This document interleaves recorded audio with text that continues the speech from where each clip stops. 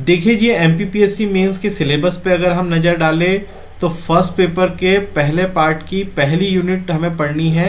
उसमें हम पढ़ेंगे political, economical, social and cultural history of India from Harappan civilisation to 10th century AD.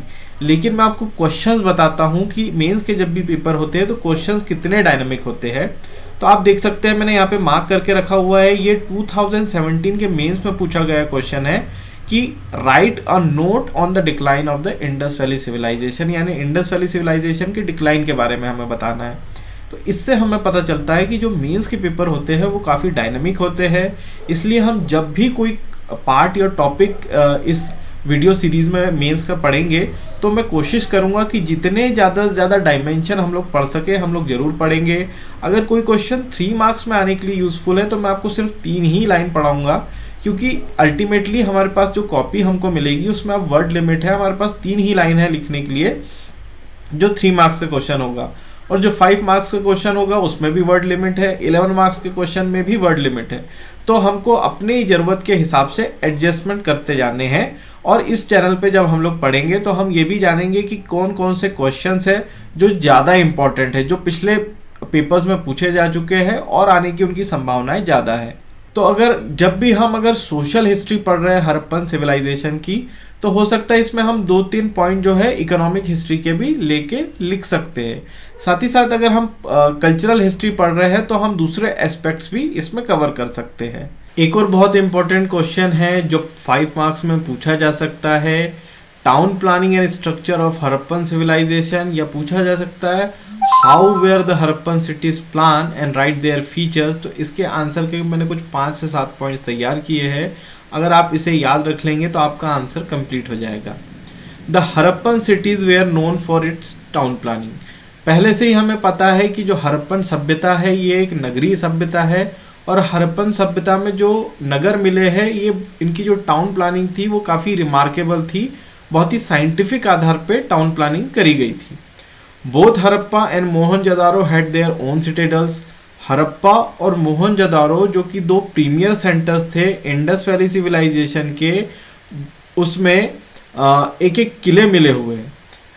Harappa का भी एक किला था और मोहनजोदारो का भी एक किला था, और इन किले में जो निवास करते थे वो ऐसा माना गया है कि इस किले के जो निवासी होते थे वो वहाँ की रूलिंग क्लास थी, which was possibly occupied by the member of the ruling class. इसके नीचे भी एक शहर हुआ करता था।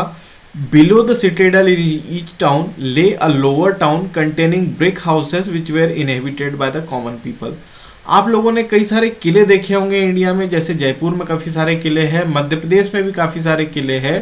तो अगर आप ग्वालियर का किला देखेंगे तो किला थोड़ा आपको ऊपर स्थित दिखेगा और उसके नीचे पूरा टाउन दिखेगा। वो सेटअप इसलिए किया जाता था क्योंकि जो किले से सारे टाउन पे या नगर पे नज़र रखी जा सके। इसीलिए जो किला होता था हड़प्पा और मोहनजोदारो में थोड़े ऊंचे स्तर पे सिचुएटेड था, और नीचे जो था वो कॉमन लोगों के घर वहाँ पे बने थे। ये ब्रिक से बने थे, यानी ईटा से बने हुए घर थे। The city followed grid planning. Grid planning को मैं पिछले वीडियोस में भी समझा चुका हूँ, अगर आपने वो नहीं देखा है तो आप जाके देख सकते हैं। तो हड़प्पन सिटीज़ जो होती थी उसमें ग्रिड प्लान फॉलो होता था। ग्रिड प्लान कुछ भी इंपॉर्टेंट चीज़ नहीं होती है, नॉर्मल इसमें लाइन से घर बने होते हैं और घरों के बीच में रोड्स बनी हुई होती है। पिछले वीडियोस में आप जाके देख सकते हैं। The most important public place of Mohenjodaro seems to be the great bath. Mohenjodaro में ग्रेट बाथ यानी विशाल स्नान कहाँ मिला है जिसे सेरेमोनियल पर्पस के लिए यूज़ किया जाता था। जैसे कि हमारे यहाँ अमावस्या पूर्णिमा पे स्नान किया जाता है, वैसे ही ऐसा इतिहासकारों ने ये अंदाज़ा लगाया है कि इस ग्रेट बाथ को सभी लोग मिलके किसी रिलीजियस पर्पस के लिए या सेरेमोनियल पर्पस के लिए यूज़ किया करते थे। The drainage system of Mohenjodaro was very impressive. जो ड्रेनेज सिस्टम मिला है मोहनजोदारो में वो काफ़ी अच्छा मिला है, यानी उन लोगों की उस समय भी एक साइंटिफिक अप्रोच थी जब वो लोग ड्रेनेज सिस्टम बना रहे थे कि घरों का गंदा पानी कैसे डिस्चार्ज होगा, उससे होने वाली गंदगी से कैसा बचा जा सकता है, उससे होने वाली बीमारियों से कैसा बचा जा सकता है। Sometimes the drains were covered with bricks and sometimes with brick slab। आपने कई सारे घरों में या नगरों में अभी भी देखा होगा कि जो ड्रेनेज सिस्टम रहता है यानी जो नालियाँ रहती है उसे हम ईंटों से या पत्थर के बड़े स्लैब से कवर करते हैं ताकि उसकी जो गंदगी है वो बाहर ना आ पाए। तो आप सोच सकते हैं कि इतने सालों पहले भी जो हड़प्पन सिविलाइजेशन था ये काफ़ी साइंटिफिक सिविलाइजेशन था।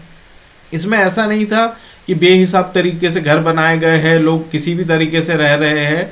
तो ये एक बड़ी प्लांट सभ्यता यानी प्लांट सिविलाइजेशन था।